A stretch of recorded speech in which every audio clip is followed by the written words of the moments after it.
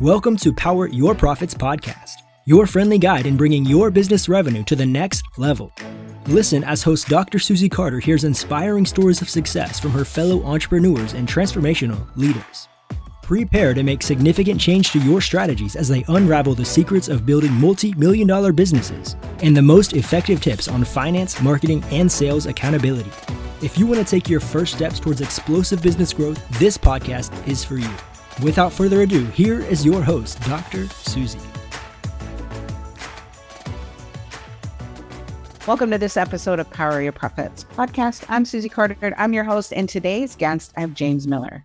He's a licensed psychotherapist, host, executive producer of a nationally broadcasted and syndicated Lifeology radio. He's been a practicing clinician in the mental health field for over 25 years. He's a classically trained pianist and composer who uses psychology and neurology techniques to enhance the listener's emotional experience. He's also the author of Life Lessons. You Are the Expert of Your Own Life, a self-help workbook that aids its readers on the journey to become an expert of their own lives. Please welcome my guest, James. James, thank you so much for being here. I'm so excited. So for people who don't know you, tell everybody what your genius is, what your magic is, and who do you serve? Well, wonderful. Well, Susie, thank you so much for allowing me to be a guest on your show today. I'm super excited and very honored. My name is James Miller. I'm a licensed psychotherapist. I've been in the mental health space for 25 years. In 2015, I made a change and closed my successful practice and started Lifeology. Lifeology, the tagline is where you simplify and transform your spirit, mind, and body. And so the different aspects we have the concierge type of life hacks that I create, but I'm most well known for my radio show, which is a nationally syndicated radio show on all the major markets. And so in that, we teach, like I said, life lessons where we can help people simplify and transform their life and create a life on their terms and focus on what really matters as opposed to getting lost in the hullabaloo of what life sometimes can give us. And you were a fantastic guest on my show today, on my show. And so I'll talk more about that as well, if you'd like. Yes, absolutely. So talk about how you define success, because I think as entrepreneurs, we have one way, which is the revenue, finances, your credibility. How do you define success? You know, when I was looking at my life back, so as an entrepreneur in the mental health space as well, and then an entrepreneur with a television broadcast for Lifeology, both are similar in the sense of we need revenue. And so with the first business that I had, it was all about things were great. I was looking at the revenue, I was looking at the accolades, et cetera. But when I took that time of reflection, I kind of took a step back and said, well, am I really happy? Do I feel like my life is fully fleshed out?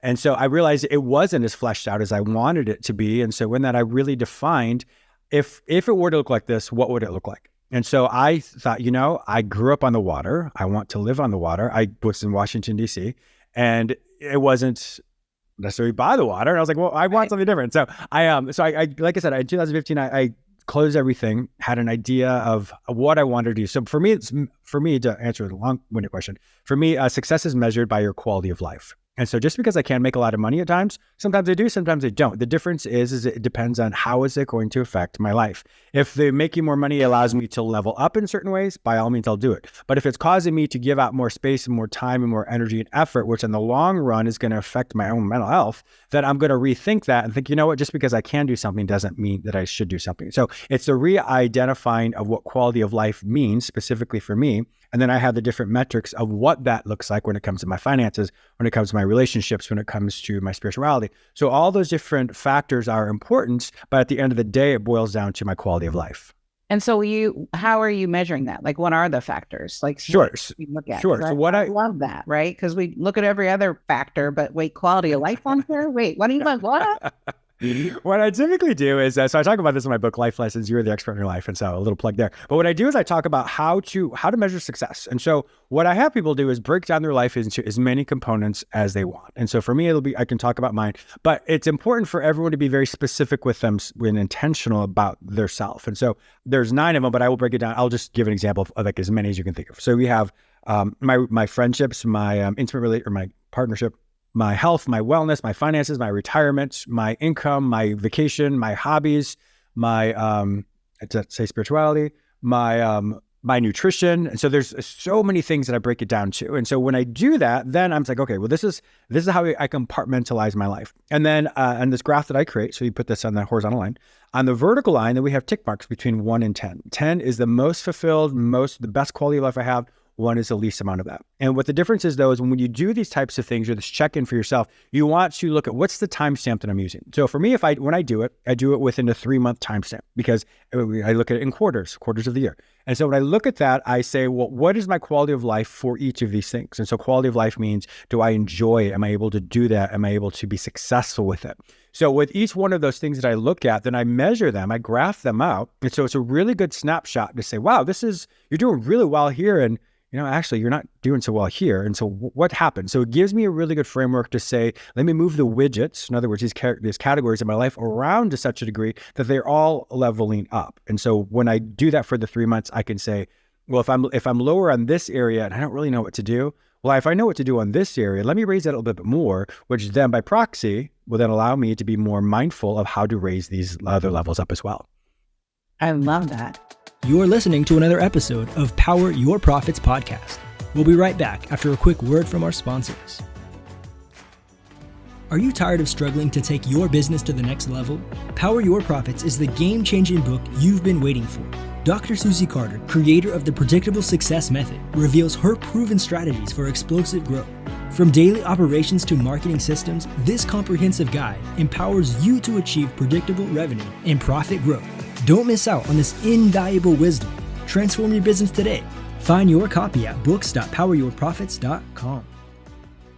And so then how do you stay motivated and driven to achieve what you want to achieve, right? Sure, yeah. And I think that's one of the hardest things as entrepreneurs is we have these great ideas and we have the execution and it's going well. And then we hit a snag and we're like, oh, do I still want to do this? Or then we have that, the ADD version of it. Okay, let me start something new. And so a lot of times people will find that when they have that ADD component, which is fine, we all have it to a certain degree, but when they have that, they don't have the tenacity or have the drive or if they push it a little bit further beyond that, they're able to level up with their business. One thing I always do is how you start your day is indicative of how your day is going to go. For me, self-care is one of the most important things that I can do for myself. So regardless of how successful I am throughout the day, if my morning routine is not successful and not in a way that is indicative of success, then all of a sudden that's going to trickle down throughout my day.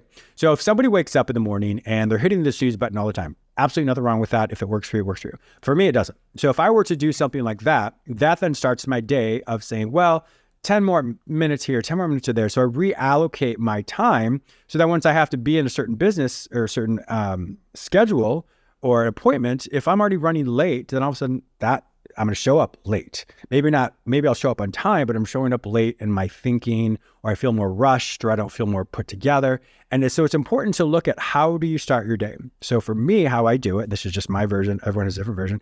And when I wake up an hour before I'm supposed to get up, and I spend that time in my devotion, my spirituality. Spirituality can be whatever you want it to be, but for me specifically, it's my time with God. And so as I said, people can have whatever they want. It's beautiful. But for me, that's what works. And so when I focus on that, it's my time to really get to know myself and to really connect with something greater than myself, because I believe we're broken down to spirit, mind, and body. Once again, it's not religious. That's just simple physics, if you will.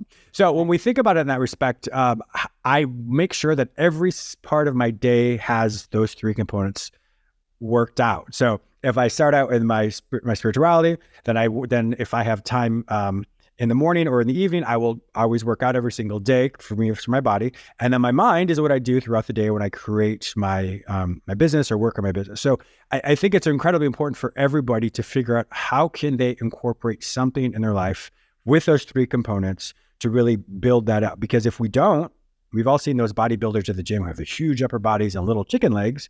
It's kind of a really good reminder, a reflection of how we are at times when we're top heavy in certain areas or you're bottom heavy in other areas, and we don't have that well-balanced life, which then leads once again to my quality of life. So that's what I do, is just be specifically mindful of how you start your day is indicative of how your day is going to go to be able to create that motivation and drive to be successful. So then I have the same thing, right? We look at the 9 environments and I've got like a premise and a goal and a strategy for each area of my life. And So is that what you have for each strategy in your life? Like, what's that look like for you? Yeah. Because I think it's important. Like, people don't spend that time, right? I ended up taking a class that made me look at my whole life versus just this work thing. Mm-hmm. So what does that look like for you? Sure. And when I look at these different metrics in my life, there's a difference between the ideal, optimal version and what am I able to do right now. And so I've given myself a lot of grace. So sometimes I wake up and I'm like, I do not want to do this. I give myself grace. Okay, James, if you need to sleep in, if you want to, you can sleep in. But the difference is allowing yourself to be able to flex your life to such a degree, because we know life happens all the time. When life happens, we're like, what am I going to do? How am I going to do this?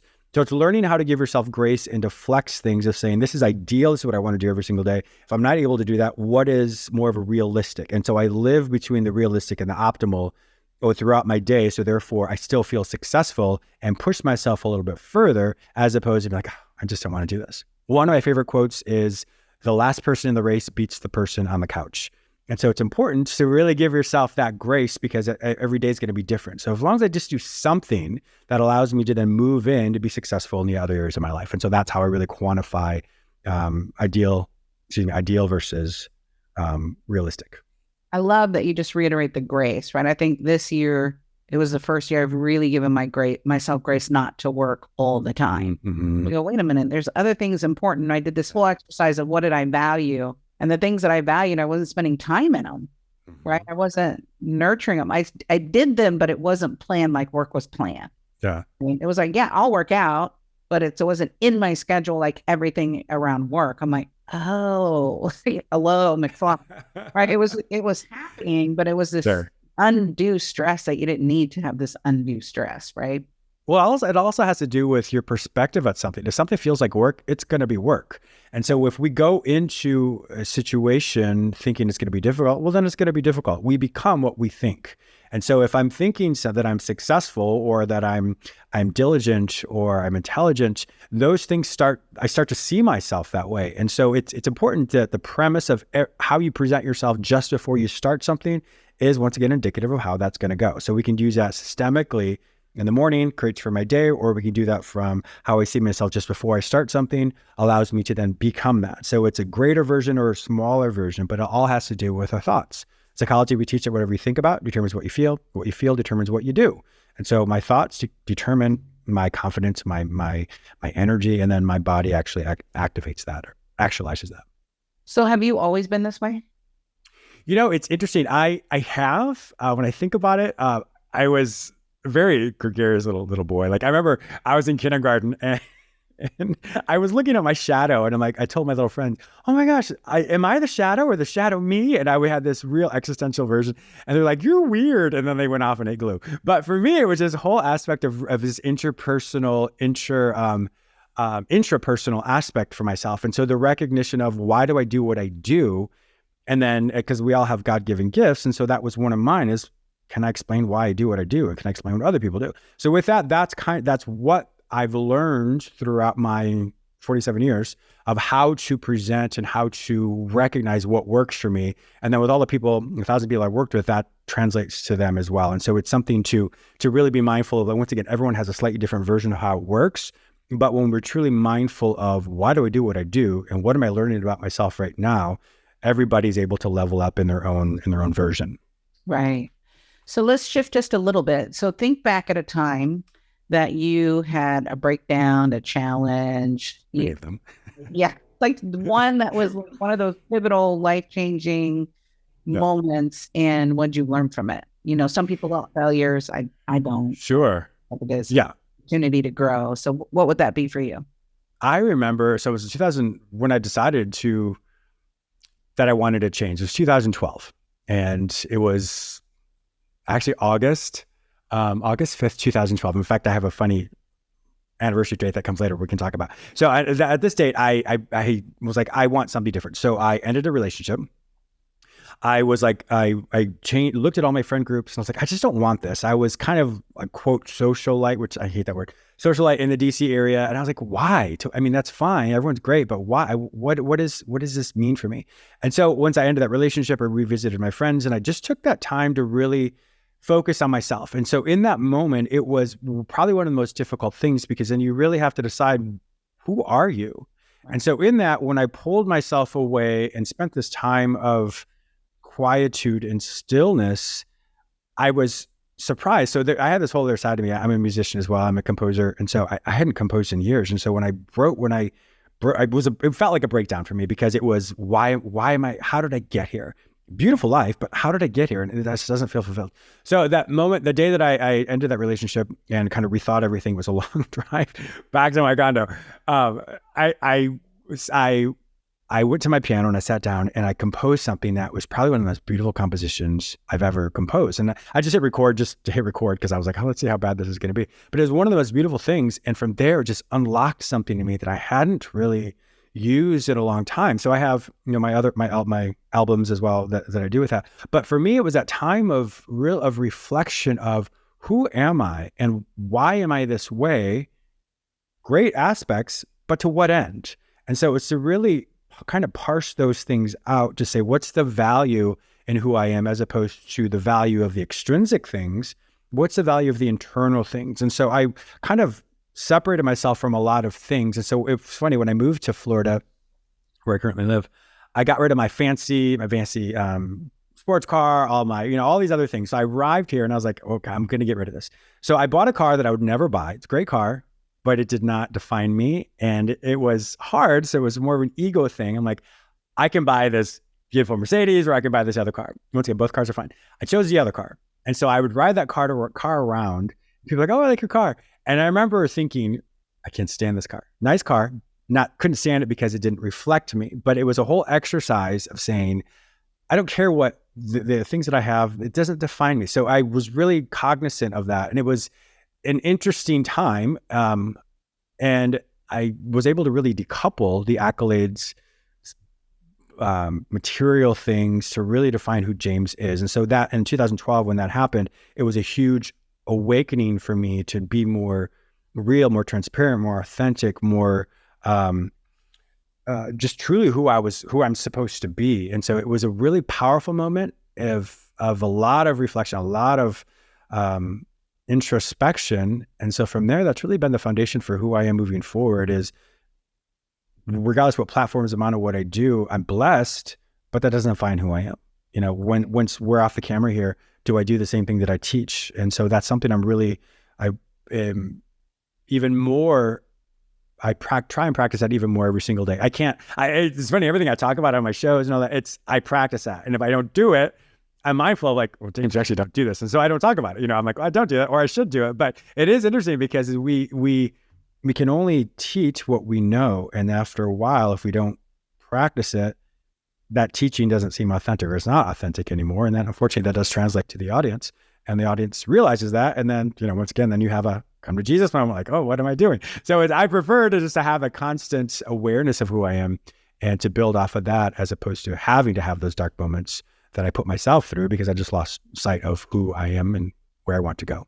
And so what was the inspiration for your book? Because you have the book called Life Lessons. What made you write that book, and what was the catalyst? Because I think there's always a catalyst when you write a book, or because it's a lot of work. Yeah, right? And a lot of work. Yeah, so, yeah. You read like 27 books, whatever. I'm just kidding. But for me, it was interesting because I have Life Lessons. The way I wrote it was, there's so many wonderful self-help books out there, but for me, it's, if I'm struggling to read a self-help book, I'm like, I don't want to read 5-6 hours of something. I need something right now. And so the way I wrote this book is specifically to focus on what works for people, what doesn't work. I don't know what works for you, Susie. I know it works for me. So let's say I'm feeling heartache. What have I done? So I'm feeling heartache right now. The situation may be different, but heartache is heartache. When did I feel heartache before? So let me reflect back on that. When did I feel this emotion? What did I do to help me through this that worked? What did I do that helped me that did not work? Because sometimes we think in the moment, crap, what am I going to do? I don't know what to do. This is so foreign to me. Well, it's not. The emotion, you felt that so many times before. So it's learning how to re-implement the things that work for you so you don't have to reinvent the wheel. So in the book specifically, I help people look at what's worked for them. So the book is written into 9 different categories, multiple chapters within there, and just they're simple life lessons. And so I create the platform for people to figure out whatever emotion they're experiencing that's specific to that chapter, help them reflect on what works, what doesn't work, and then I give them tools of then how to implement that to move forward, to strategize ways to do that. All that is an accumulation of what lifeology is. And so in my shows, I always have these small little snippets. However, the first chapter, it's called Radical Acceptance. And so I wrote different versions of the book at different times. But I ended up writing the first chapter just before the book went out. And so, because I was like, I don't want to really write this one. So radical acceptance is, it's a psychological term that basically means you accept the facts as they are. Doesn't mean you approve of the facts. It does not mean it lets anybody off the hook of whatever they've done. It just simply means these are the facts. I can feel however I want to feel. And what am I going to do about it? So I remember I wrote Radical Acceptance, and I just went through a really difficult breakup, an unexpected breakup. And in that, I was like, okay, these are the facts. This person has left. This is what's happened. I wasn't expecting this. What do I do? And so in that was really, I wrote out of, James, what do you do? And so a lot of these chapters that I've written are actually things that I've gone through, but that's the first one, Radical Acceptance. The first chapter was something I was literally going through in the moment. So I was teaching myself and reminding myself of what is the healthiest thing to do. Grief is a wonderful, beautiful thing we all experience, but there's a time and place, and there's a certain extension of how long we should feel grief. And so learning how to say, yes, this is how I feel. Now, what do I do about it? And so that's really how that book is written, as far as, like I said, accumulation of all that I teach in my lessons, or my practice. But it boils down to, I practice what I preach, because I actually have to sit through those same emotions as well. Right. Juicy, juicy, juicy. So let's again shift just a little bit. So that is Power Your Profits, right? We talk about wealth. And so what's been your strategy, James, to build your wealth, right? When you look at to go, oh, here's what I've done. I wish I would have known earlier. Like, I'd love just to hear what your strategy. Sure. A lot of times when I look back, reflect on how I started, like your story as well, you didn't know what you're doing, but you researched until you figured it out. I did the same thing. For me, I've learned so many different ways on what to do, what not to do. My biggest thing is learning how to streamline my business. The more I can streamline and automate it, the more time I have to reflect on other things. And so that's one thing I was really learned how to do, is to find different programs and different aspects that work behind the scenes for me. So for me, my wealth comes from my ability to streamline things. So the concept of working smarter, not harder, is one of the most important lessons I think we all can do. And so if you're looking at your day and it feels overwhelming, it probably is overwhelming. So it's learning to say, in this moment, what can I streamline or what can I automate to such a degree that it doesn't impact my life? For example, for me, I only check my emails certain times of the day. And if I can't get to it, then I move it to another day, and that's fine. But people know that. If they don't know that, it's fine, because that's how I prioritize my time. So for me, when it comes to quantifying my wealth, and once again, it's just like quantifying success. For me, my time is the most important thing. So it boils down to measuring out my time or meting out my time to these certain things allows for me to then be successful. So the things that I am a part of, I do find that I'm successful, could be successful financially, successful through social currency, many different ways. And so it's learning how to automate your day to such a degree that you have that ability and fortitude to be able to pick and choose what you want. But in doing so, you find that you get the better reward from that, because you're methodical about it and you can actually focus on what you need to focus on through that automation. Breathe, right? So what do you want to be remembered for, James? Like, if at the end of our life, what do you want to be remembered for? I was asked this question before, and I was surprised at the answer. One of the things I was really known for is just that there's always hope. I wanted to be able to instill hope. And so however that may look to people, that through your darkest moment, through your brightest moments, there is always hope. So regardless of how it feels, if you wait just a little longer, that feeling isn't going to be as painful or overwhelming. And if you wait just a little second longer than that, that's when hope starts to trickle in. So what I want to be remembered about for is a person who can instill hope and instill instill joy in others, to allow them, once again, to just live life, because life doesn't have to be as difficult as we think it sometimes feels like it. Right. I love your energy and love your lessons. So how can people play with you, learn more about you, get the book, join your courses? How do we find you? Well, once again, thank you, Susie, for allowing me to be a guest in your show. The best way is to go to jamesmillerlifeology.com, and you can learn everything about me. The show is, like I said, nationally syndicated and on 17 major markets, but simply go to jamesmillerlifeology.com, and you can find you can listen You can find where you may listen to it. I'm active on all social media at James Miller Lifeology. And so more so on Instagram than all the other platforms, but definitely reach out to me there. I enjoy talking with people. I do have different courses as well. Once again, everything at jamesmillerlifeology.com, and you can connect with me there. So if you love James, please like this. Please send it to your tribe, your community, so they can be exposed to James. He is one of the secret weapons to your success. James, thank you for being here. I appreciate you, and thank you for all you do. Thank you, Susie. I appreciate that. Thank you for joining us for this episode of Power Your Profits podcast. Let these building blocks from today's most successful industry leaders equip you with the necessary resources and tools to finally establish the highly profitable business of your dreams. Want to hear more? Listen to more episodes at www.poweryourprofitspodcast.com. And don't forget to subscribe to the show. Now is your time to rise to the top of your game. So be sure to catch our next episode. Until next time.